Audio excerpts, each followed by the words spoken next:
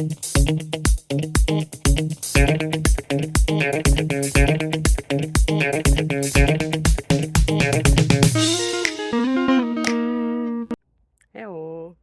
So today is sports day, so it's time to do something for us, for our body, and of course for our mind. So how about this next question?